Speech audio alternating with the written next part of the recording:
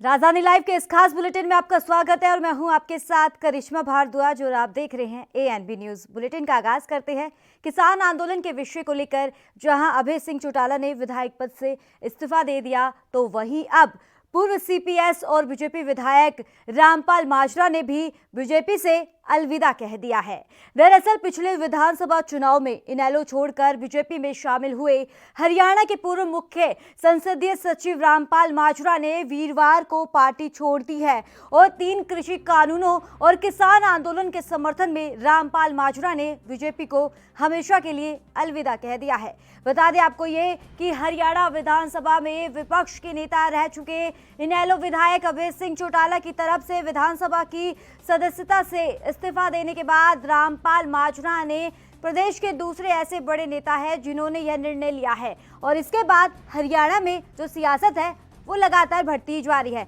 सियासत का जो पारा है वो लगातार बढ़ता ही जा रहा है और इसी सब को देखते हुए अन्य नेताओं पर अब कई तरह के दबाव भी बन सकते हैं। हालांकि बीजेपी नेता और कैबिनेट मंत्री मूलचंद शर्मा ने इसे नॉर्मल बात कहा है और इस विषय पर प्रतिक्रिया देते हुए कहा है कि पार्टियों में आवागमन लगा रहता है। किसी को एक पार्टी में ठीक नहीं लगता तो किसी को दूसरी पार्टी में ठीक नहीं लगता। जिसका मन जहां रहता है वो वहीं जाता है।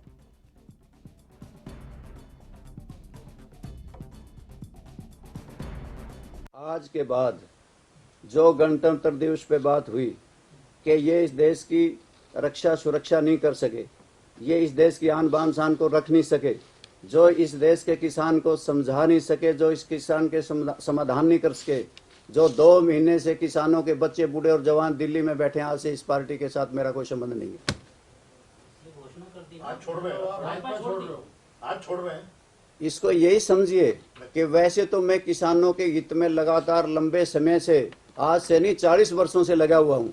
परंतु जब से ये आंदोलन चला है तब से भी मैं लगातार इन तीनों बिलों का विरोध करता रहा हूँ। और सबसे पहले सॉलिसिटर जनरल तुषार मेहता ने जब ये कहा था कि हम एयर क्वालिटी कंट्रोल कमीशन बनाएंगे, 1 करोड़ रुपया जुर्माना और उस कमीशन को अख्तियार होगा कि 5 साल की कैद, तब भी मैंने सबसे पहले विरोध किया था। और एहसास होगा कि आपने इनेलो छोड़ के भाजपा में शामिल होने की एक बड़ी गलती की थी। ऐसा ही समझिए। अभय सिंह चौटाला ने बहुत पुरानी घोषणा थी, 1 महीना पुरानी घोषणा थी जी। 1 महीना से घोषणा कर रहे थे भाई 27 तक नहीं होगा तो रिजाइन दूंगा जी। उन्होंने अपना जो कहा उन्होंने कल दे दिया और स्पीकर महोदय ने शायद वो भी मंजूर कर दिया, दिखा साथ में मंजूर हो गया। हाँ, उधर दिया, उधर काम निपटा दिया भाई। उधर तो देने में देरी नहीं अभय सिंह जी की,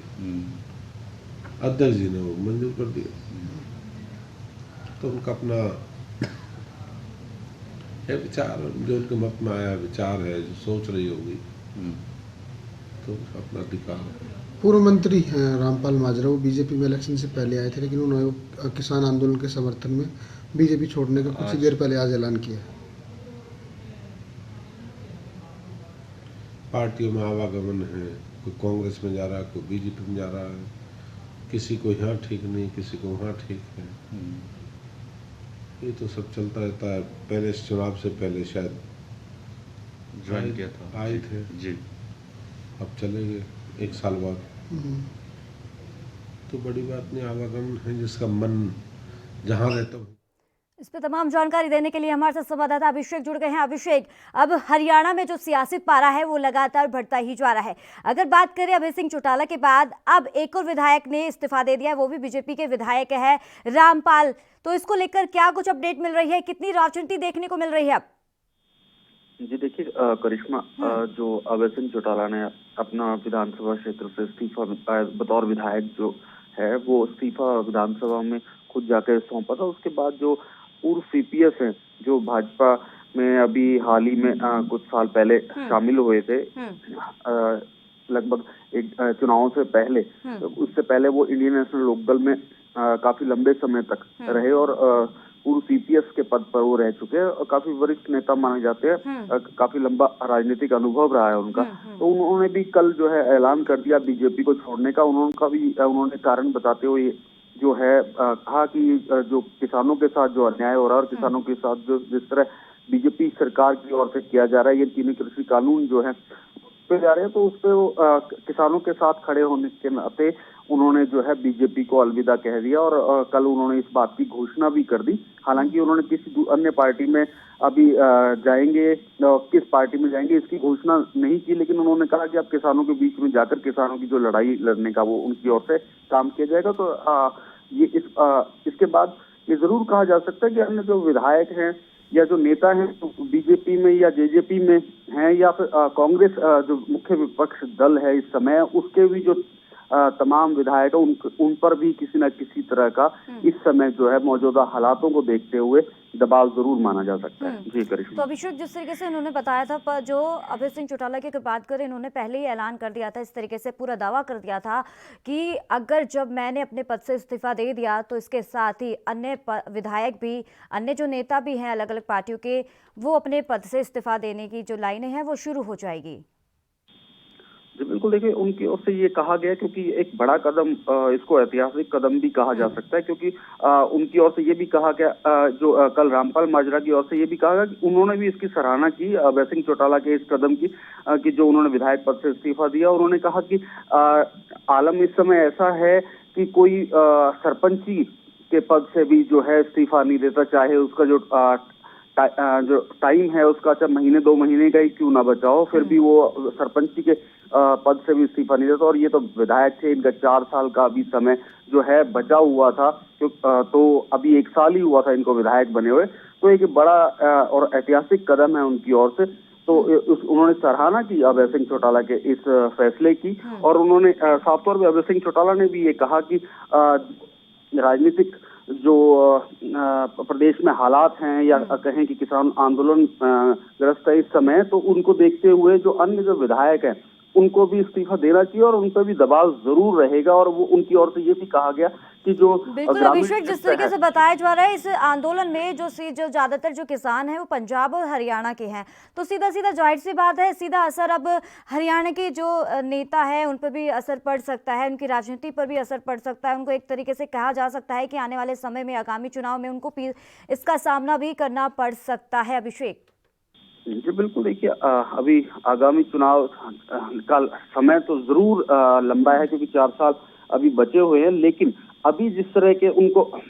हालातों का सामना करना पड़ेगा, जो खासकर उन विधायकों को जो ग्रामीण क्षेत्र से जीतकर विधानसभा पहुंचे हैं और उनका जो क्षेत्र में जो किसानी ज्यादा हो अभिषेक, हालांकि इसकी शुरुआत भी तो हो चुकी है ना। अगर जिस तरीके से लगातार जो सियासी पारा गर्माता ही जा रहा है किसानों के समर्थन में, जो हालांकि नेता आ रहे हैं वो तो उनके हिसाब से तो वो ठीक है, लेकिन अब लगातार अगर हरियाणा की बात करें तो हरियाणा में भी बीजेपी सरकार को काफी इसका नुकसान भी भुगतना पड़ा, क्योंकि निकाय चुनाव में भी उनको हार का सामना करना पड़ा। बड़ौदा में जो चुनाव हुए थे उनमें भी हार का सामना करना पड़ा। अब जाहिर सी बात है आने वाले समय में भी काफी दिक्कतें हो सकती है अगर समय से रहते हुए किसानों की मांग पर ध्यान नहीं दिया तो।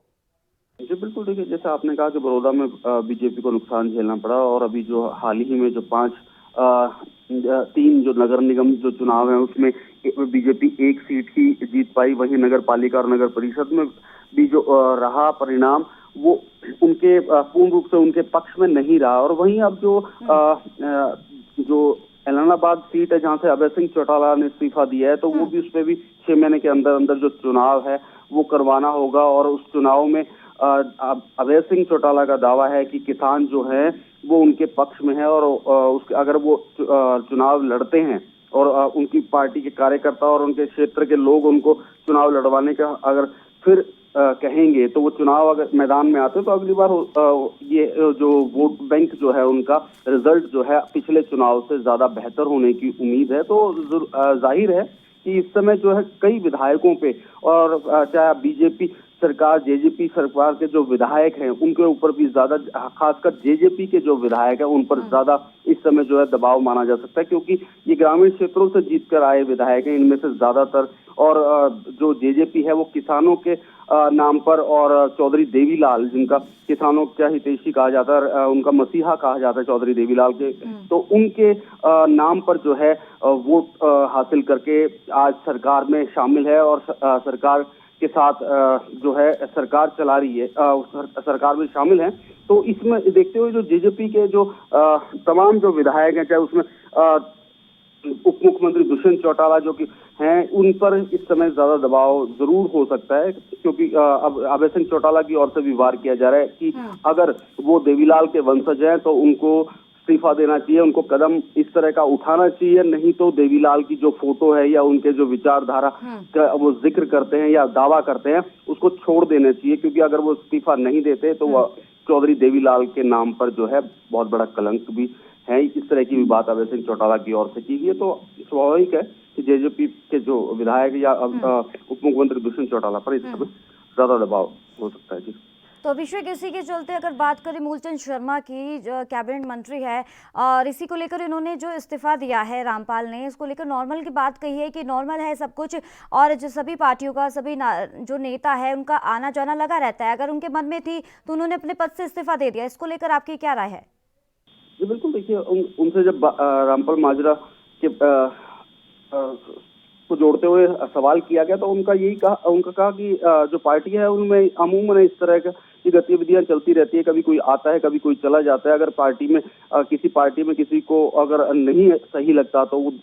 पार्टी छोड़ देता है और उसके बाद अन्य पार्टी में शामिल हो जाता है। तो इस तरह का जो है ये चलता रहता है। तो उन्होंने इसको कहा कि एक नॉर्मल सी बात है, और इस तरह की जो गतिविधियां जो है वो राजनीतिक माहौल में कहें या राजनीतिक पार्टियों में वो चलती रहती है। नॉर्मल सी एक ये बात है उनकी ओर से। इस तरह का जो बयान है मूलचंद शर्मा जो ट्रांसपोर्ट मिनिस्टर है इस समय, उनकी ओर से दिया गया। तो अभिषेक, इसी के चलते उन्होंने ये रामपाल जो बीजेपी विधायक थे अपने पद से हालांकि उन्होंने इस्तीफा दे दिया, लेकिन इसी के चलते उन्होंने कहा है कि पहले तो ये इनेलो पार्टी में थे, इनेलो में थे, लेकिन इसके चलते अब इनेलो छोड़कर उन्होंने काफी अब इसको लेकर दिक्कत पैदा करी है। उन्होंने कहा है कि मैंने गलत किया है इनेलो पार्टी छोड़कर। जी बिल्कुल, उन्होंने ये माना है कि इंडियन नेशनल लोकदल जब उनकी ओर से छोड़ी गई थी और अब फिर बीजेपी में जब शामिल हुए और बीजेपी में जब उनको अब इस किसान आंदोलन के चलते और किसानों के साथ जो अन्याय हो रहा है उसके चलते उन्होंने बीजेपी को अलविदा कह दिया। तो उन्होंने साफ तौर पे कहा कि जो उनका पिछला कदम था INLD छोड़ने का, उसको उन्होंने कहा कि एक गलती इसको कहा जा सकता है कि उनका ये गलत कदम था इंडियन नेशनल लोकदल को छोड़ना। तो उनकी ओर से ये जरूर ये माना गया कि उनका जो पहले जो उन्होंने फैसला किया वो गलत साबित हुआ, और अब उन्होंने जो है किसानों के साथ किसानों की हक की लड़ाई लड़ने के लिए बीजेपी को अलविदा कह दिया है। क्योंकि जो भी अब इस समय किसान जो झेल रहे हैं उसमें उन्होंने सबसे बड़ा जो हाथ है वो देश और प्रदेश की बीजेपी सरकार का बताया। तो अभिषेक, जिस तरीके से अब इस्तीफा देने के बाद जो लाइनें लगनी शुरू हो गई है, हालांकि इसको लेकर अब कांग्रेस की बात करें और बीजेपी की बात करें तो इनको लेकर क्या प्रतिक्रिया सामने आ रही है? जी देखिए, कांग्रेस की ओर से अभी जो है कि किसान आंदोलन को लेकर शांति की अपील ही की जा रही है, और उनकी ओर से मांग भी की जा रही है कि किसानों का जो हक है वो मिलना चाहिए, और ये तीनों जो कृषि कानून है ये रद्द होने चाहिए। उनकी ओर से इस तरह की जो अब मांग की जा रही है, और बयान जो उनके जो तमाम नेता है उनकी ओर से यही आ रहे हैं कि जो हुआ वो बहुत ही निंदनीय है, क्योंकि इस तरह का जो लाल किले पर घटना नहीं होनी चाहिए थी। लेकिन जो किसानों का हक है वो बीजेपी सरकार को देना चाहिए, और ये तीनों कृषि कानून जो है उसको रद्द कर देना चाहिए, ताकि जो किसानों को आगे चल के किसी तरह का नुकसान का सामना ना करना पड़े। क्योंकि एक लंबा समय होगा किसान जो है आंदोलन कर रहे हैं इस ठंड के माहौल में। वो एक लगभग 60-65 दिनों से दिल्ली बॉर्डर पर डटे हुए हैं। तो इस तरह की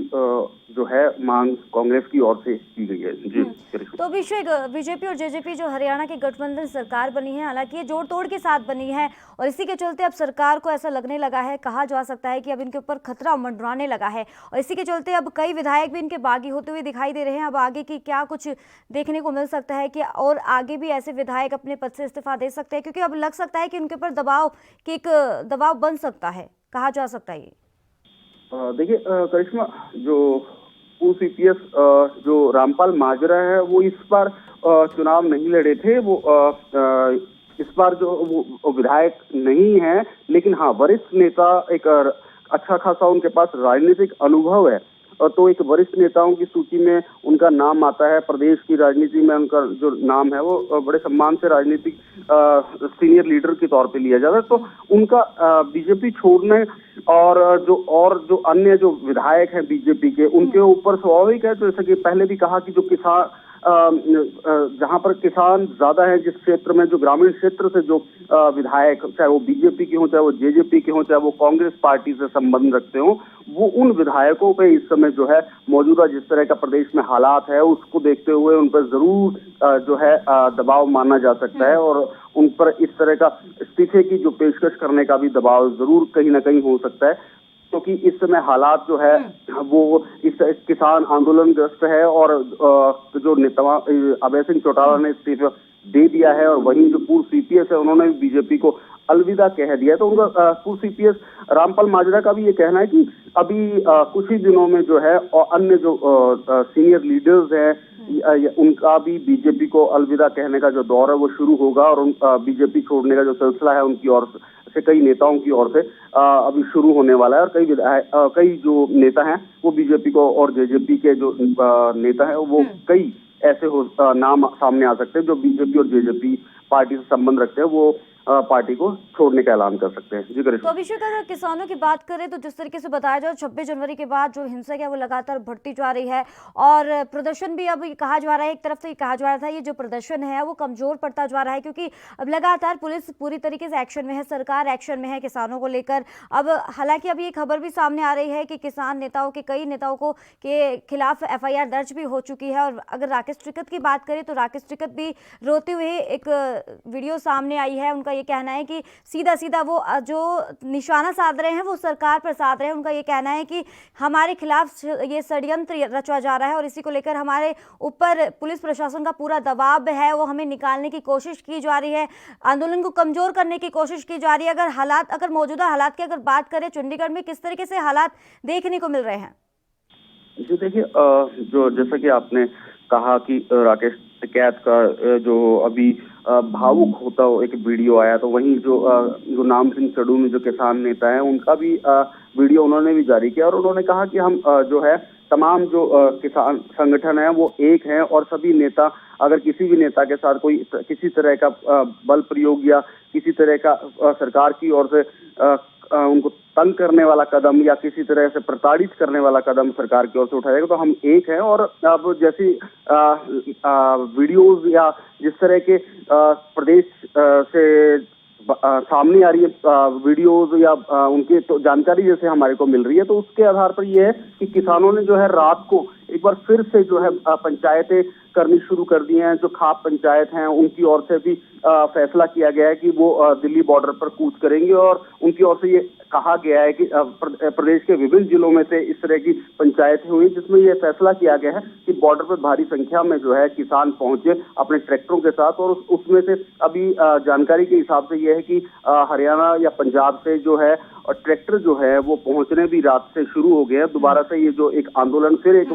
बड़े रूप में लाने के लिए जो तैयारियां हैं वो तमाम जो है बिल्कुल अभिषेक,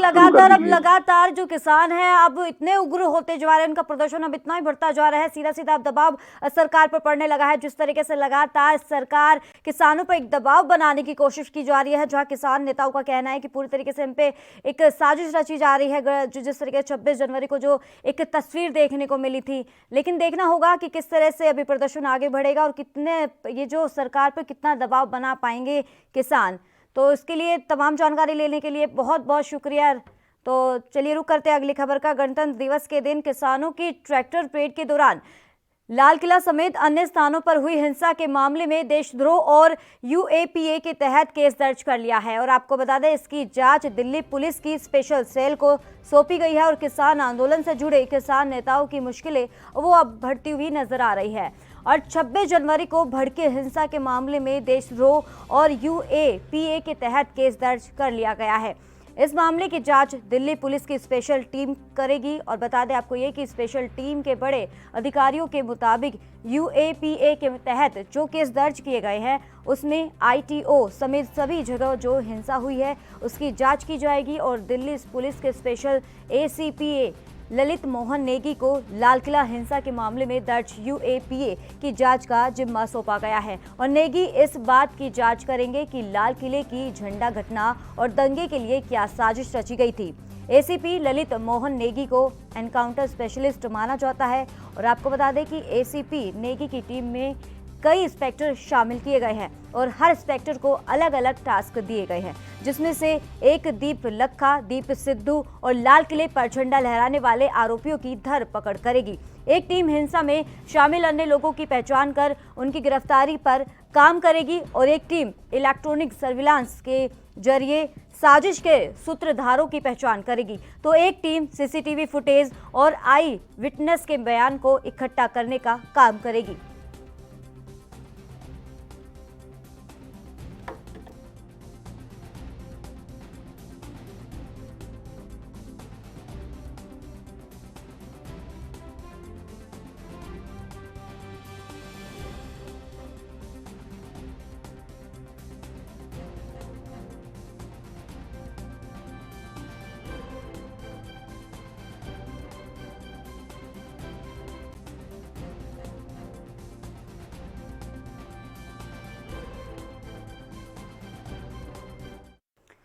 तो इस पर तमाम जानकारी देने के लिए हमारे साथ संवाददाता राजीव दिल्ली से जुड़ गए हैं। राजीव, अब क्या माहौल देखने को मिल रहा है दिल्ली में? जिस तरीके से अब ये बताया जा रहा है कि एक तरफ तो कहा जा रहा था कि किसान आंदोलन वो कमजोर होता हुआ नजर आ रहा है, लेकिन अब कल की जो तस्वीरें देखने को मिली थी रात को, अब लगातार ये कहा जा रहा है कि राकेश टिकैत ने कहा है कि हमारी जो टीमें हैं, कहा जा सकता है जो किसान है वो अब लगातार कूच कर रहे हैं दिल्ली की तरफ।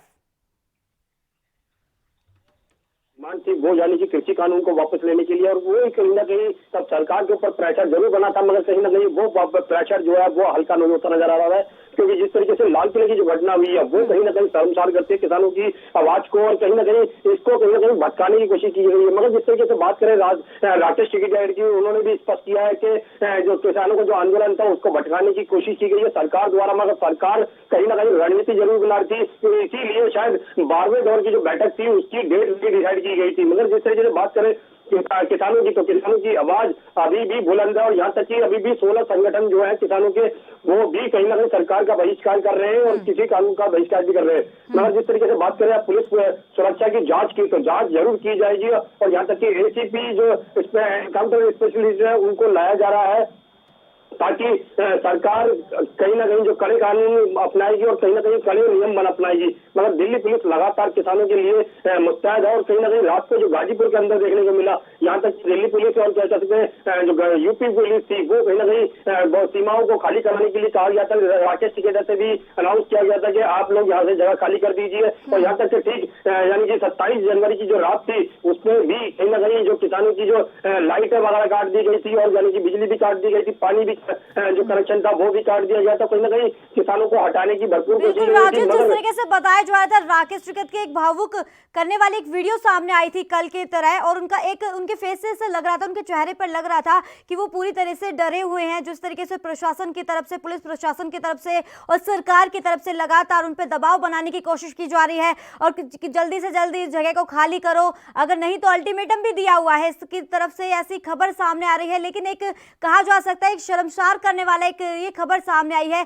सरकार को ऐसा नहीं करना चाहिए, हालांकि ऐसा भी अब उनकी जो मांग है उनको पूरा भी कर देना चाहिए।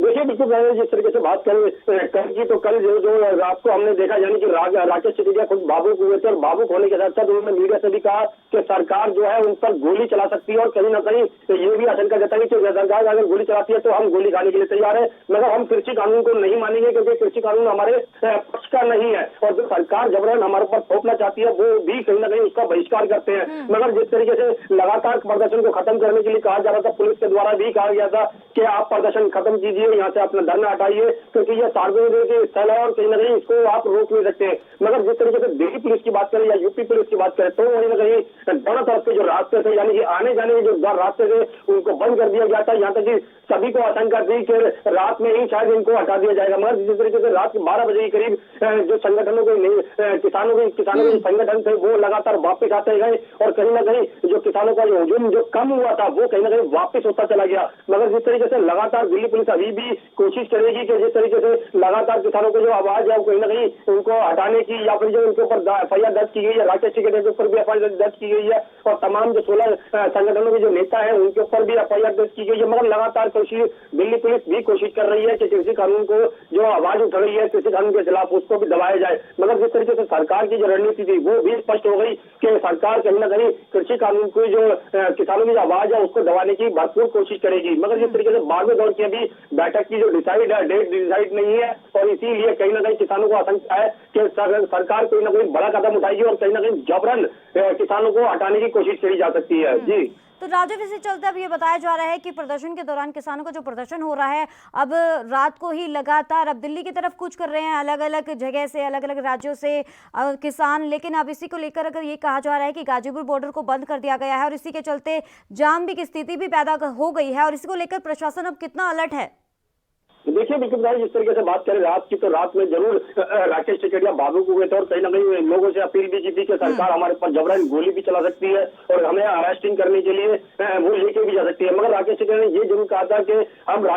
पुलिस के साथ बात करने के लिए तैयार है, अगर हमसे कोई पूछताछ की जाती है तो हम करने के लिए तैयार है, मगर हम अपना प्रदर्शन नहीं कर सकते। राजीव, इसी के चलते राकेश टिकैत ने तो ये भी बयान जारी किया है कि किसी भी दबाव, कैसा भी दबाव बना ले, हम हटने वाले नहीं हैं, सरकार हमारे खिलाफ एक षड्यंत्र रच रही है। और इसी के चलते उन्होंने एक ये भी बयान दिया है, एक शर्मसार करने वाला बयान है एक सरकार के लिए, जिस तरीके से राकेश टिकैत ने रोते हुए ये कहा है कि हम सुसाइड कर लेंगे अगर हमें यहाँ से हटाने की कोशिश की गई तो। देखिए बिल्कुल सही कहा आपने, राकेश टिकैत ने बिल्कुल साफ कहा है कि वो अगर पुलिस या उनको जबरन हटाने की कोशिश करेगी या सरकार जो रणनीति बना रही है उनको हटाने की, वो कहीं ना कहीं वो उसके लिए तैयार नहीं है और कहीं ना कहीं वो अपने आप को सुसाइड करने के लिए भी कहा है। क्योंकि जिस तरीके से लगातार 60 से ज्यादा किसानों ने अपने आप को सुसाइड कर लिया, कुछ बीमारी की वजह से मर गया, कुछ ठंड की वजह से मर गया, तो कहीं ना कहीं दिक्कतें जरूर आई है। मगर कल जो स्थिति थी देखने लायक, वो कहीं ना कहीं चौंकाने वाली जरूर स्थिति थी, क्योंकि राकेश टिकैत खुद भावुक हुए थे और भावुक होने के बाद में जो उनके बड़े भाई हैं उन्होंने खुद ट्वीट करके कहा कि हम लोग वापस आ रहे हैं और हम लोग आपके प्रदर्शन की जो स्थल है यानी कि गाजीपुर बॉर्डर वहां पर भी वापस आएंगे। और उसी तरीके से रात भर प्रक्रिया अपनाई गई और लोग जो किसान थे वो लगातार ट्रैक्टर भर भर कर वापस आते गए और कहीं ना कहीं पुलिस ने रास्ते जरूर बंद करे उनको आने के लिए, रोकने के लिए। मगर जिस तरीके से अभी भी कहा जा रहा है कि किसान संगठन पीछे नहीं हटेंगे और राकेश टिकैत ने साफ कर दिया कि हमारा आंदोलन जारी रहेगा, सरकार चाहे कितनी भी कोशिश कर ले, चाहे कितनी भी गोलियां चला ले, मगर वो हटने वाले नहीं है। रही बात जांच करने की, तो जांच के अंदर वो पुलिस का सहयोग जरूर करेंगे, पूछताछ करनी है वो पूछताछ के लिए तैयार है, मगर पूछताछ किस तरीके की होगी वो प्रदर्शन नहीं छोड़ेंगे। मगर प्रदर्शन के नाम पर जो सरकार कर रही है, जो सरकार जबरन प्रदर्शन को हटाने की कोशिश कर रही है, यहाँ तक कि कृषि कानून को वापस लागू करने की कोशिश कर रही है, तो कहीं ना कहीं स्थिति जरूर बिगड़ेगी। लेकिन राजीव, इसी के चलते एक दीप सिद्धू के पर जो FIR दर्ज हो गई थी, लाल किले पे जो एक झंडा फहराया था, उसके चलते अब इनके खिलाफ जो FIR दर्ज भी की जा रही है। अगर बात करें दीप सिद्धू की, तो इनका एक और वीडियो सामने आया है, उन्होंने कहा है कि मैं जांच से भागूंगा नहीं, जांच से नहीं भागेंगे तो अपने पुलिस के सामने अपने आप को बयान साबित कीजिए, उन्होंने ऐसा क्यों किया, क्या नहीं किया। फिर हालांकि इसके बाद भी ये कह रहे हैं कि मैं जांच से नहीं भागूंगा। जांच से नहीं भाग रहे तो और क्या कर रहे हैं ये? देखिए बिल्कुल सही कहा आपने, जिस तरीके से दीप सिद्धू का नाम जो है वो बिल्कुल सुर्खियों में जरूर रहा है, क्योंकि जिस तरीके से लाल किले के ऊपर उन्होंने केसरी झंडा फहराया वो कहीं ना कहीं एक शर्मसार घटना जरूर थी। मगर जिस तरीके से लगातार FIR करने की जो दबाव बनाया जाता है पुलिस के ऊपर, क्योंकि पुलिस को भी शायद आशंका थी कि कोई ना कोई व्यक्ति जरूर है, मगर उसकी जांच वीडियो के द्वारा या फिर CCTV फुटेज जितनी भी मिली है उनके द्वारा उस दीप सिद्धू को पकड़ा गया, कहीं ना कहीं पकड़ा नहीं गया, मगर उसके ऊपर FIR जरूर की गई है। मगर जिस तरीके से किसान कह रहे हैं कि ये हमारे संगठन का मेंबर नहीं है और इसको हमारे संगठन नहीं बल्कि वो बीजेपी का मेंबर है और उसको कहीं ना कहीं बीजेपी ने द्वारा ही भेजा गया था। मगर जिस तरीके से रणनीति बनाई जा रही है वो कहीं ना कहीं किसानों के लिए कहीं ना कहीं दिक्कतें जरूर खड़ी करता है, मगर किसान साफ कर चुके हैं उनका प्रदर्शन खत्म नहीं होगा, चाहे वो उसके लिए कितना भी जोर लगा ले। मगर जिस तरीके से कल भावुक होकर राकेश टिकैत ने कहा है कि हम प्रदर्शन नहीं खत्म करेंगे, चाहे हमारे लिए गोली चला दे, नहीं तो हम अपने आप को खुद सुसाइड कर लेंगे, मगर सरकार इसके लिए जिम्मेवार होगी। मगर जिस तरीके से आज जो बजट सत्र होना है तो उसके अंदर भी कहीं ना कहीं जो विपक्षी पार्टियां हैं या फिर कांग्रेस पार्टी है या फिर और पार्टियां हैं वो कहीं ना कहीं सरकार का घेराव जरूर करेगी और कहीं ना कहीं बजट सत्र शुरू होने से पहले ही हंगामा होने की भी आसार है। जी राजीव, इसी के चलते बताया जा रहा है कि मुजफ्फरनगर में एक महापंचायत होगी राकेश टिकैत के समर्थन में। देखिए बिल्कुल बताइए, जिस तरीके से मुजफ्फरनगर की बात की जाएगी, मुजफ्फरनगर में बिल्कुल राकेश टिकैत के समर्थन में कहीं ना कहीं पंचायत की जाएगी और यहाँ तक कि ये कोशिश की जाएगी कि राकेश टिकैत इस टाइम अलग क्यों पड़ पा रहे हैं, यानी कि जो वो कल जो रोए थे और भावुक हुए थे वो कहीं ना कहीं सवालिया निशान बनता है और उसी के लिए कहीं ना कहीं किसान जो है वो वापस आ रहे हैं। जिस तरीके से रात को भी देखने को मिला क्योंकि किसान जो है लगातार वापस आते चले गए और कहीं ना कहीं किसान जो राकेश टिकैत का जो हौसला था वो बढ़ता चला गया, मगर जो कहीं ना कहीं कुछ हद तक हौसला जरूर कम हुआ था जब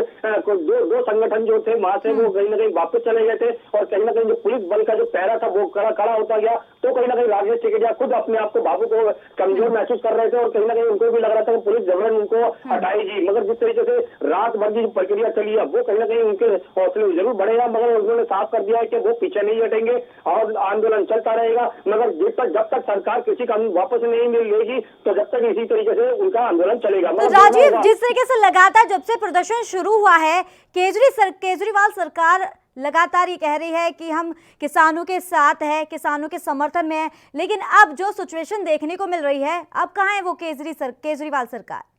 देखिए बिल्कुल जिस तरीके से बात करें कि केजरीवाल सरकार की यानी दिल्ली सरकार की, तो दिल्ली सरकार के कुछ जो बड़े नेता हैं उन्होंने जरूर कल कह सकते हैं वीडियो कॉन्फ्रेंसिंग के जरिए या फिर प्रेस कॉन्फ्रेंसिंग के जरिए उन्होंने स्पष्ट किया था कि सरकार जो है वो कहीं ना कहीं जानबूझकर इस तरीके की रणनीति बना रही है ताकि किसानों का जो आवाज है उसको दबाया जा सके। क्योंकि कल भी जो प्रेस कॉन्फ्रेंस की गई थी उनके अंदर भी कहीं ना कहीं वो जो फोटो दिखाए गए थे जो देश सिंधु के उसके साथ थे, जो मोदी जी के साथ थे, जो अमित शाह के साथ थे, इस तरीके की प्रक्रिया कल सारे दिन देखने को मिली थी। मगर जिस तरीके से बात करें किसानों के समर्थन की या आगे आने की, जो किसानों के साथ खड़े होने की, तो वो कहीं ना कहीं आम आदमी पार्टी जरूर उसमें पीछे नजर आ रही है और कहीं ना कहीं ट्वीट के माध्यम से जरूर और उन्हें भी अपना समर्थन दिया है। मगर कांग्रेस पार्टी ने भी समर्थन दिया, यहाँ तक कि राहुल गांधी ने भी कहा कि ट्वीट के माध्यम से जो किसानों की आवाज है वो जबरन दबाई जा रही है और सरकार जो षड्यंत्र के तहत ही कृषि कानून को, जो किसानों की आवाज है उसको दबाने की कोशिश कर रही है। मगर देखना होगा आज जो किसानों की जो आवाज है यानी कि जो विपक्ष उठाएगा बजट सत्र के अंदर वो किस तरीके की उठाता है और शायद सरकार को इस बात का अंदाजा भी है। मगर अब देखना होगा कि बजट सत्र के अंदर सरकार किस तरीके से गिरती है, क्योंकि विपक्ष लगातार गिरेगा और किसान जो है वो बाहर से गिरेंगे। जी तो राजीव, जिस तरीके से कहा जा रहा है कि विपक्ष लगातार किसानों के समर्थन में है, लेकिन इसका असर अब समर्थन के साथ अगर बात की जाए तो हरियाणा में देखने को मिला है। वहां पर अगर बात करें जो हरियाणा के जो दिग्गज नेता है इनेलो की, अगर दिग्गज नेता के अभय सिंह चौटाला की अगर बात करें, उन्होंने अपने पद से इस्तीफा दे दिया है। लेकिन इसी के चलते अब बीजेपी के नेता थे, दिग्गज नेता कहे जाने वाले रामपाल माजरा ने भी अपने पद से इस्तीफा दे दिया है। लेकिन अगर बात करें लगातार विपक्ष पार्टियों की, कांग्रेस की, तो ये क्या कर रहे हैं? ये कहने की है सिर्फ राजनीति की तरफ देख सकते हैं, ये अपनी राजनीति रोटियां सेकने की कोशिश कर रहे हैं। हरियाणा में तो सीधा सीधा समर्थन भी अपने पद से इस्तीफा भी दे दिया है। देखिए बिल्कुल सही कहा आपने। जिस तरीके से बात करें हरियाणा की, तो हरियाणा के अंदर बिल्कुल अपना सब पद से इस्तीफा दिया, क्योंकि बीजेपी के जो बड़े चेहरे थे उन्होंने कहीं ना कहीं किसानों का समर्थन देते हुए साफ कर दिया कि सरकार जो है कृषि कानून जो लेके आई है वो किसानों के फेवर में नहीं, और कहीं ना कहीं किसान उससे नाराज है और उनकी नाराजगी जायज भी है, इसीलिए उन्होंने इस्तीफा दिया। और कहीं ना कहीं जिस तरीके से विपक्ष की बात करें, विपक्ष भी कहीं ना कहीं जो दोहरी भूमिका निभा रहा था, यानी कि विपक्ष का सीधा करना था कि किसानों के साथ जरूर खड़े हैं, मगर लोकसभा के अंदर, राज्यसभा के अंदर जब बिल पास हुआ था यानी कानून पास हुआ था तो उसके लिए इतनी आवाज नहीं उठाई गई थी। मगर अब कहीं ना कहीं विपक्ष भी कहीं ना कहीं अपनी भूमिका अंदर नजर आएगा, क्योंकि उनको भी पता है अगर किसानों का वोट बैंक चाहिए तो कहीं ना कहीं उनकी जो आवाज है आज बजट सत्र के अंदर पेश करनी होगी, यहाँ तक कि हंगामा भी मचाना होगा। मगर हंगामा जिस तरीके से मचेगा वो जरूर देखना होगा। मगर राहुल गांधी ने स्पष्ट कर दिया कि किसानों की आवाज जरूर सरकार दबाने की कोशिश कर रही है और सरकार को इस बात का अंदाजा भी था कि राहुल गांधी सबसे पहले किसानों के साथ खड़े होते नजर आएंगे। मगर जिस तरीके से आज हंगामा होगा अगर बजट सत्र के अंदर, तो कहीं ना कहीं सरकार गिरती नजर आएगी और सरकार को शायद कृषि कानून को वापस लेना पड़े। मगर अभी भी सरकार ने वही प्रस्ताव दिया हुआ है कि किसानों को कि हम 1.5 साल के लिए कृषि कानून को रोक सकते हैं, मगर वापस नहीं ले सकते। मगर देखना होगा कि आज की जो विपक्ष की रणनीति होगी या किसानों की रणनीति होगी वो सरकार के ऊपर कितना दबाव बना सकती है। जी तो राजीव, क्या लगता है कि हंगामे का सीधा असर सरकार पर पड़ेगा? देखिए बिल्कुल सही कहा आपने। हंगामे का अगर विपक्ष जो है हंगामा करती है और सरकार के ऊपर भरपूर कोशिश करती है दबाव बनाने की, तो कहीं ना कहीं सरकार के ऊपर असर जरूर पड़ेगा, मगर सरकार कहीं ना कहीं बचती नजर आएगी। क्योंकि सरकार का कहना है, बार बार कहती है कि हम बातचीत के लिए रास्ता निकाल सकते हैं और कहीं ना कहीं जो प्रस्ताव होगा वो दे सकते हैं और कहीं ना कहीं इसमें संशोधन कितना किया जा सकता है वो कर सकते हैं। मगर देखना होगा कि विपक्ष का आज दबाव कितना हो सकता है। अगर विपक्ष का दबाव ज्यादा होता है तो कहीं ना कहीं सरकार गिरेगी, अगर विपक्ष का दबाव कम होता है तो कहीं ना कहीं सरकार फिर वही रणनीति अपनाएगी कि बातचीत के दौर से ही कहीं ना कहीं रास्ता निकालने की कोशिश करेगी। मगर किसानों की जो बाहर से आवाज आएगी वो कहीं ना कहीं बजट सत्र के अंदर जरूर महसूस की राजीव, वो जाएगी। और कितना कहीं ना कहीं दबाव बना सकते हैं? किसान लगातार किसानों की मौत भी हो रही है और एक जो हालात है जीता जागता उदाहरण देखा है 26 जनवरी को, लेकिन इसके चलते भी सरकार पर कोई दबाव बनाया नहीं जा रहा है। विपक्ष पार्टी भी लगातार अपने समर्थन में तो कह रही है, लेकिन वो भी अपने हाथ खाली रख रही है कि सरकार की तरफ कोई भी दबाव बनाने की किसी भी तरह की कोशिश नहीं की जा रही है। जिस तरीके से बात करें किसानों की, तो किसानों की तरफ से बेशक दबाव बनाया जाएगा। अगर दबाव नहीं होता तो कहीं ना कहीं सरकार जो 1.5 साल के लिए कानून को स्थगित करने की बात की गई थी, कानून को रोकने की बात की गई थी, तो कहीं ना कहीं वो नहीं करती। अगर दबाव नहीं होता तो कहीं ना कहीं सरकार जो कृषि कानून को जल्द से जल्दी लागू करवा देती और कहीं ना कहीं किसानों की जो 1.5 साल के लिए जो प्रस्ताव दिया गया वो भी नहीं दिया जाता। मगर कहीं ना कहीं विपक्ष इसके अंदर कमजोर है। विपक्ष ने जो भूमिका निभाई है वो कहीं ना कहीं कमजोरी जरूर साबित होती है, क्योंकि जिस तरीके से एक तरफ तो किसानों का समर्थन किया जा रहा है, दूसरी तरफ सरकार के ऊपर जो प्रेशर होना चाहिए वो कम से कम नजर आ रहा है। और कहीं ना कहीं विपक्ष को चाहिए कम से कम अगर किसानों के साथ खड़े हैं तो कहीं ना कहीं सरकार के सामने भी उनकी आवाज उठानी चाहिए। मगर जो आज अगर भूमिका की जाती है, यानी कि विपक्ष लगातार आवाज उठाता है और लगातार सरकार को घेरने की कोशिश करता है, तो कहीं ना कहीं जो विपक्ष की कार्रवाई होगी वो कहीं ना कहीं किसानों के फायदे में हो सकती है। मगर देखना होगा विपक्ष कितनी आवाज उठा पाता है। अगर आवाज हल्की उठती है तो कहीं ना कहीं किसानों के साथ साथ खड़े होने के साथ साथ वोट बैंक के लिए किया जा रहा है। अगर आवाज भारी होती है, यानी सरकार के ऊपर प्रेशर बनता है, तो कहीं ना कहीं सरकार किसानों की जो आवाज है वो डायरेक्ट सरकार तक जाएगी और सरकार कहीं ना कहीं गिरती नजर आएगी। जी चलिए, बहुत बहुत शुक्रिया राजीव तिवारी तमाम जानकारी देने के लिए। तो वक्त हो चला एक छोटे से ब्रेक का।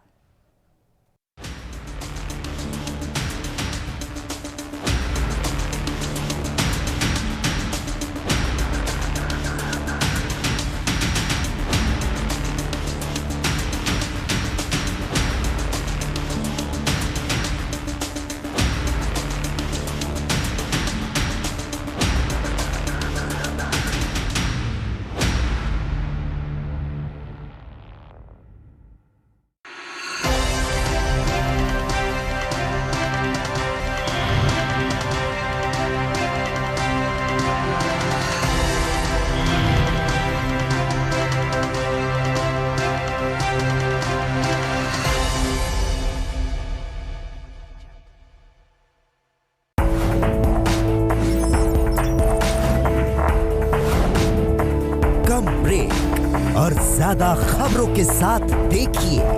ANB news in channel number पर।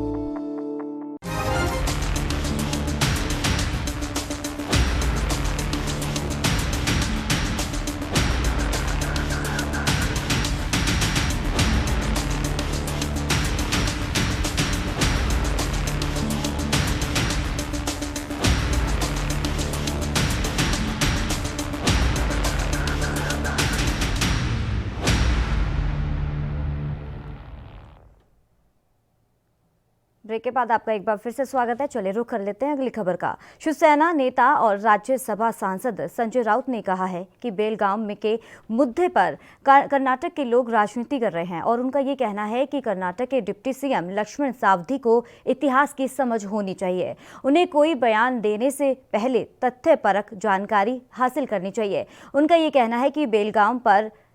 महाराष्ट्र का अधिकार है और कर्नाटक की सीमा में आने वाले मराठी भाषी इलाकों को लेकर दोनों राज्यों के बीच जंग एक बार फिर से तेज हो गई है। महाराष्ट्र के सीएम उद्धव ठाकरे के ऐसे इलाकों को केंद्र शासित घोषित करने की मांग के बाद अब कर्नाटक बीजेपी ने पलटवार किया है। कर्नाटक के डिप्टी सीएम लक्ष्मण सावदी ने कहा है कि मुंबई को कर्नाटक में शामिल हो जाना चाहिए और साथ ही ये भी कहा है कि जब तक ऐसा नहीं होता है तब तक मुंबई को केंद्र शासित राज्य घोषित कर देना चाहिए। बता दें आपको ये कि महाराष्ट्र और कर्नाटक के बीच इस मुद्दे पर विवाद काफी पुराना है। फिलहाल इस पर सुप्रीम कोर्ट में केस भी लंबित है, लेकिन उद्धव ठाकरे की ताजा बयान के बाद इस पर राजनीति फिर से शुरू हो गई है, जिसे लेकर कांग्रेस के मुंबई प्रदेश अध्यक्ष भाई जगताप ने अपना बयान जारी किया है।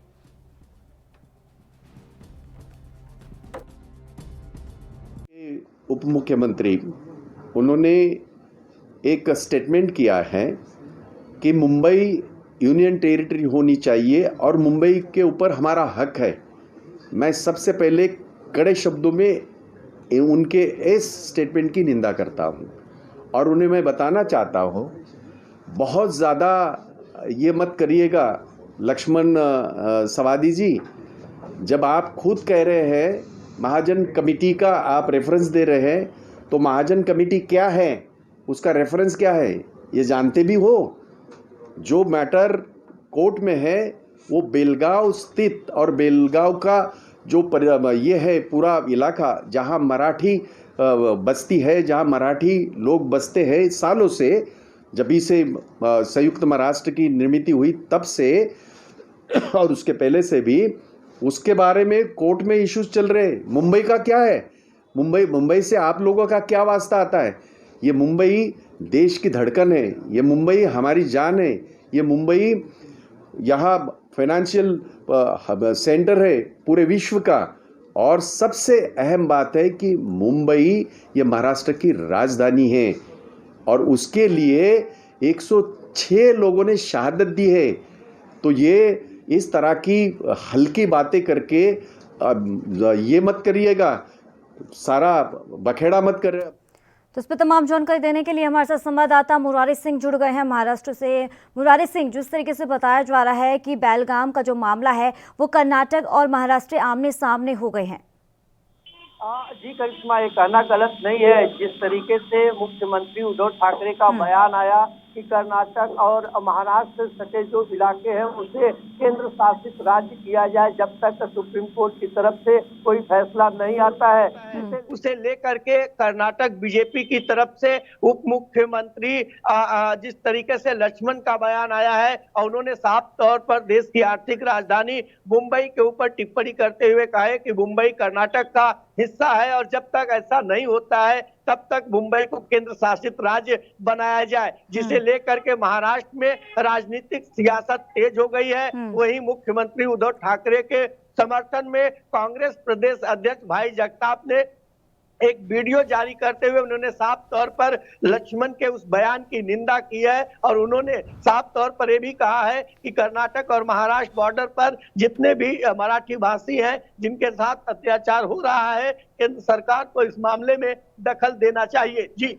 तो मुरारी सिंह, जिस तरीके से बताया जा रहा है पहलगाम पर एक सियासी गर्मा गई है, लेकिन अगर बात करें संजय राउत की तो उन्होंने डिप्टी सीएम पर पलटवार किया है। उनका ये कहना है कि डिप्टी सीएम को इतिहास के बारे में जानकारी ले लेनी चाहिए।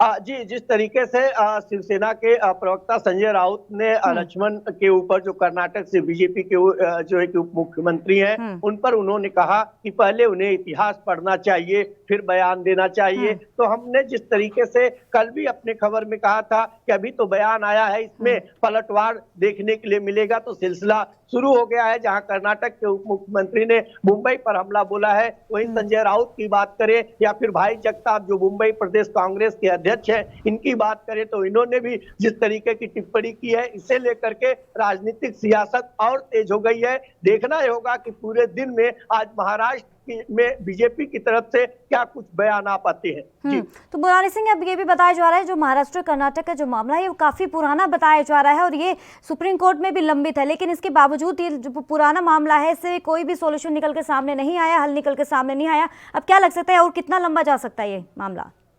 देखिए करिश्मा, ये तो कह पाना मुश्किल है क्योंकि मामला काफी समय से तो सुप्रीम कोर्ट में निलंबित पड़ा हुआ है। इस मामले में याचिकाकर्ता की माने तो कोई सुनवाई नहीं हो रही है, लेकिन जिस तरीके से महाराष्ट्र के मुख्यमंत्री उद्धव ठाकरे ने इस पूरे मामले में बेलगाम की जिस तरीके से दबी हुई चीजों को कह सकते हैं कि उखाड़ने की कोशिश की है, इसकी आंच केंद्र सरकार तक पहुंचाने की कोशिश कर रहे हैं और शायद यही वजह है कि कि भाई जगताप जो कांग्रेस के मुंबई प्रदेश अध्यक्ष है उनके साथ आए हैं। देखना ही होगा कि एनसीपी से नवाब मलिक या फिर शरद पवार जी का इस पूरे मामले पे किस तरीके का बवाल होता है। लेकिन सबसे बड़ी बात है कि उद्धव ठाकरे ने जो आरोप लगाया है कि कर्नाटक और महाराष्ट्र बॉर्डर पर जो मराठी भाषी लोग हैं उनके साथ में अत्याचार हो रहा है, उनके साथ में गैर जिम्मेदाराना व्यवहार किया जा रहा है, लेकिन जब तक कोर्ट का कोई जजमेंट नहीं आता है तब तक इसे केंद्र शासित राज्य बनाया जाए। जिस तरीके से उन्होंने मांग रखी है, इस मांग पर राजनीति पूरी तरह से गर्मा चुकी है। चलिए, बहुत बहुत शुक्रिया मुरारी सिंह तमाम जानकारी देने के लिए। तो रुख करते हैं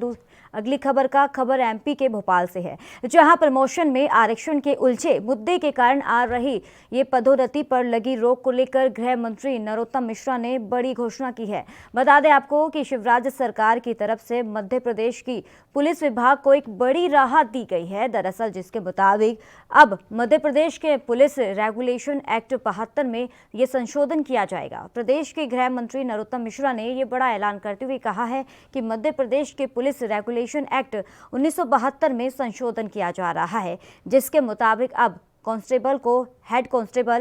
कांस्टेबल को एएसआई और एएसआई को टीआई का चार्ज दिया जा सकेगा। नरोत्तम मिश्रा ने आगे ये भी कहा है कि सरकार की इस योजना को मार्च के महीने तक ये सक्रिय रूप से लागू करने की योजना है। और इसी के साथ गृह मंत्री ने आगे ये कहा है कि कोरोना काल में पुलिस जवानों को दिए जाने वाले मेडल पर भी निर्णय हो चुका है। मार्च महीने तक पुलिस जवानों को कोरोना काल में किए गए कार्यों के लिए मेडल प्रदान कर दिया जाएगा।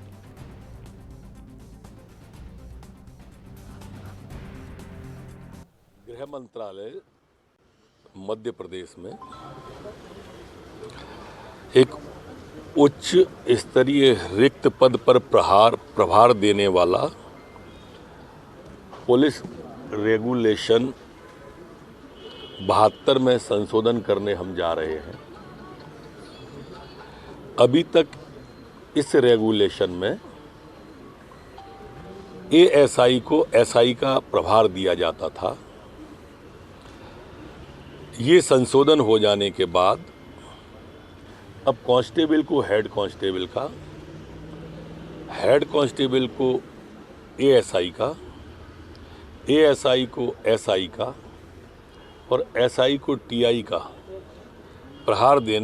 देने वाला संशोधन करने जा रहे हैं। इसे मार्च तक मूर्त रूप में लाने की हम कोशिश कर रहे हैं। इसी तरह से गृह विभाग में जो कोविड मेडल देना था हमको अपने पुलिस के जवानों को, उस पर भी निर्णय हो गया है और मार्च तक ये मेडल भी हम दे देंगे। तो मध्य प्रदेश के भोपाल से लगातार एक आपको खबर दिखा रहे हैं, जहां पुलिस विभाग के लिए एक खुशखबरी सामने आई है। दरअसल गृह मंत्री नरोत्तम मिश्रा ने एक बड़ा ऐलान किया है, बड़ी घोषणा की है, जहां पुलिस रेगुलेशन एक्ट 72 में ये संशोधन किया जाएगा। शिवराज सिंह चौहान ने ऐलान किया है, जो मध्य प्रदेश के सीएम हैं। आपको बता दें कि पुलिस विभाग के लिए खुशी की खबर सामने आई है और खबर एमपी के भोपाल से आपको लगातार दिखा रहे हैं, जहां प्रमोशन में आरक्षण के उलझे मुद्दे के कारण आ रही पदोन्नति पर लगी रोक को लेकर गृह मंत्री नरोत्तम मिश्रा ने बड़ा ऐलान किया है, बड़ी घोषणा की है। बता दें आपको, शिवराज सरकार की तरफ से मध्य प्रदेश तरफ से ये घोषणा की गई है, जहां पुलिस विभाग को एक बड़ी राहत दी है शिवराज सरकार ने, और जिसके मुताबिक अब मध्य प्रदेश के लिए पुलिस रेगुलेशन एक्ट 72 में संशोधन किया जाएगा। प्रदेश के गृह मंत्री नरोत्तम मिश्रा ने बड़ा ऐलान किया है।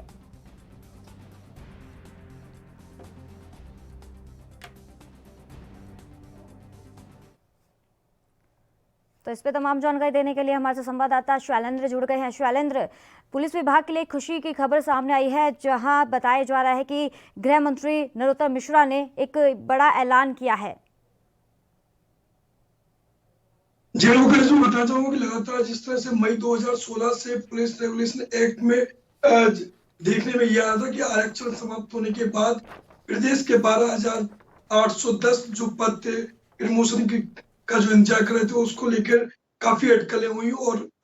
सुप्रीम कोर्ट में भी मामला लंबित होने के चलते ये पुलिस रेगुलेशन एक्ट 1972 में जिस तरह से गृह मंत्रालय ने बड़ा बदलाव करते हुए एक्ट के माध्यम से 12,810 रिक्त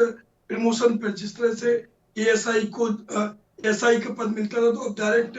अब यहाँ पर एसआई को टीआई का पद मिल रहा है, कांस्टेबल को यहाँ पर हेड कांस्टेबल का पद मिल रहा है। तो बड़ा यह बदलाव और निश्चित ही अगर मार्च तक, चूंकि पूर्व में भी 3 महीने से फाइल अटकी हुई थी, पुलिस अरेरा एक्ट के लिए भी यहाँ पर रेगुलेशन के संशोधन किया जा रहा था। तो वहीं पर वर्तमान में पुलिस रेगुलेशन एक्ट मार्च तक अगर पूरा होता है तो पूर्व में जिस तरह से 2000 पुलिस कर्मी यहाँ पर रिटायर्ड हुए तो उनको प्रमोशन नहीं मिल पाया था, तो वर्तमान में चूंकि प्रदेश में 1,20,000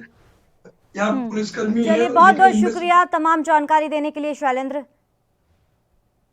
तो रुक करते हैं अगली खबर का। राजस्थान के दौसा में एक बार फिर एएनबी न्यूज की खबर का असर हुआ है, जहां एएनबी न्यूज ने इस खबर को प्रमुखता के साथ दिखाया था। दरअसल दौसा में एक ही परिवार के 4 महिलाओं के साथ दुष्कर्म के मामले में एक आरोपी को गिरफ्तार कर लिया है और इस मामले पर पुलिस अधीक्षक अनिल कुमार बेनीवाल ने महिलाओं के साथ दुष्कर्म के मामले में खुलासा करते हुए बताया है कि मामले में एक आरोपी को गिरफ्तार कर लिया है और साथ ही ये भी बताया है कि आरोपी ढाबा चलाता था और ये उनके पास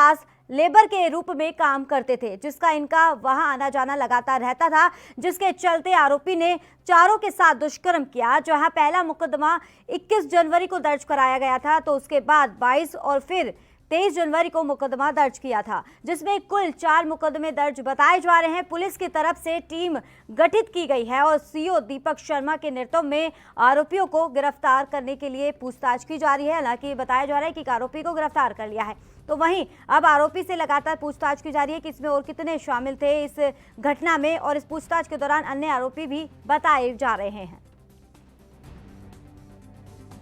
21 तारीख को हमारे पास इसके अंदर एक पहला परिवाद आया था। वो महिलाएं आके यहीं एसपी ऑफिस में मिली थी मेरे से और रेप के एलिगेशन लगाए गए थे और 21 तारीख को ही हमने एफआईआर दर्ज की। तो 2 एफआईआर इसमें 21 तारीख को दर्ज हुई, एक एफआईआर 22 तारीख को दर्ज हुई, एक एफआईआर 23 तारीख को दर्ज हुई। इसमें जो विक्रम गुजर नाम का आदमी है, अपने विक्रम अपने विष्णु, उसके ऊपर मेन एलिगेशन था जिसके बारे में ये लोग काम कर रहे थे एज ए लेबर और वहीं उनके साथ गलत काम हुआ। इसमें टोटल 4 पीड़िता थी, चारों तरफ से अलग अलग एफआईआर दर्ज हुई। जो सबसे बड़ी है उसकी उम्र 32 साल है, उसके बाद जो उससे सेकंड नंबर की पीड़िता है उसकी उम्र 15 साल, फिर 13 साल और फिर उसके बाद 10 साल। और बाकी जो चीज़ें थी हमने उनकी मेडिकल रिपोर्ट्स,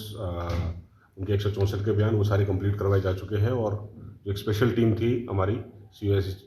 अपने SC/ST और सीओ दौसा के निर्देशन में बनाई गई और 2 SHO जिनका बहुत इंपॉर्टेंट रोल है इसमें, तो थानाधिकारी महिला थाना लोकेंद्र सिंह जी और एक हमारे SHO सदर, इनको मिलकर जो मेन मुलजिम है उसको गिरफ्तार किया गया है आज। और 2 और अन्य मुलजिम है जिनका नाम उन्होंने एफआईआर में लिया है, जिसमें से एक का नाम क्लियर हो चुका है और दूसरा जो है वो भी वेग है, वो पार्ट ऑफ इन्वेस्टिगेशन है कि वो था कि नहीं था। तो इस पर तमाम जानकारी देने के लिए हमारे साथ संवाददाता भवानी सिंह जुड़ गए हैं। भवानी, बड़ी खबर है जहां एएनबी न्यूज की खबर का बड़ा असर हुआ है, क्या कुछ अपडेट मिल रही है अब? बिल्कुल प्रिंसिपल, मैं आपको बताना चाहूंगा कि 4 महिलाओं के साथ में जो दुष्कर्म का मामला था जिसपे दौसा को बिल्कुल झकझोर के रख दिया था इस मामले में। और रही दूसरी बात, जहां पे पुलिस प्रशासन बिल्कुल ही उस महिला का सहयोग नहीं कर रही थी और उसके बाद में जब ये मीडिया में आया, एएनबी ने बिल्कुल अपने प्रमुखता से खबर दिखाई। उसके बाद और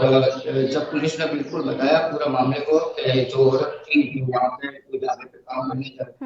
चाहती थी और फिर वहाँ पे उनका संपर्क बना और उसके कारण ये सब मामला बना है। और बिल्कुल ये पुलिस उस आरोपी को गिरफ्तार करने के बाद में और पूछताछ कर रही है और कहीं ना कहीं जाकर ये भी है कि महिलाओं को कहीं ना कहीं न्याय मिला है इतने दिन से। उसमें फिर ये भी बताया कि पुलिस ने किसी को भी एफआईआर 21, 22 और 23 तारीख को कटी है, अलग अलग महिलाओं ने अपने परिवार दिए हैं और बिल्कुल पुलिस ने आरोपी को गिरफ्तार कर दिया है और बिल्कुल जो है बाकी जो जांच है वो पुलिस का विषय है। ठीक है, चलिए, बहुत बहुत शुक्रिया भवानी सिंह तमाम जानकारी देने के लिए। तो रुक करते हैं अगली खबर का। खबर छत्तीसगढ़ के जगदलपुर से है, जहां पुलिस ने बिनाका माल में चोरी की घटना को अंजाम देने वाले 3 चोरों को गिरफ्तार किया है। बताया जा रहा है कि 24 से 25 जनवरी की रात 3 लाख रुपए की चोरी की घटना को अंजाम देकर यहां से फरार हो गए थे और सूचना मिलते ही पुलिस एक्शन मोड में आई और बड़ी टीम गठित कर सीसीटीवी के आधार पर चोरों का ये पर्दाफाश कर शातिर चोरों को गिरफ्तार कर लिया है। चोरों के कब्जे से ये 2,71,900 रुपये बरामद किए गए हैं और आगे की कार्रवाई में पुलिस जुट गई है।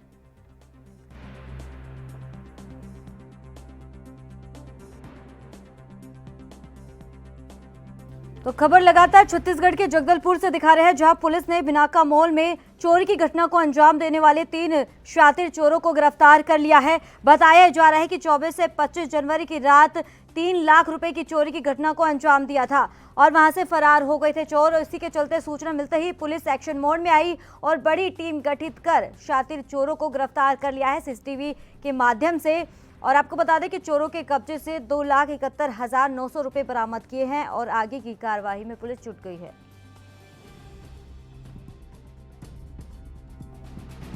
जैसा कि ज्ञात है कि 24 और 25 जनवरी की दरमियानी रात जो है स्थानीय जो बिनाका मॉल है रिलायंस ट्रेंड से जो है करीब 2,98,000 रुपए की चोरी के संबंध में जानकारी प्राप्त हुई थी और इस पर थाना कोतवाली में चोरी का रिपोर्ट दर्ज कर वरिष्ठ पुलिस अधीक्षक महोदय के निर्देश में जो है अनुसंधान कार्य प्रारंभ किया गया था और इसमें संदेह के आधार पर 3 संदेहियों की पहचान की गई, जिसमें नंद किशोर बघेल, प्रभुनाथ कश्यप और राजेश कश्यप तीनों छिंदबहार थाना परपा क्षेत्र के निवासी थे, जिन्हें संदेह के आधार पर पूछताछ करने पर जो है अपना जुर्म स्वीकार किया गया और बताया गया कि इसमें जो मुख्य आरोपी है नंद किशोर बघेल, वो पूर्व में जय बालाजी सिक्योरिटी सर्विस जो रायपुर की सर्विस प्लेसमेंट एजेंसी है उसका सिक्योरिटी गार्ड था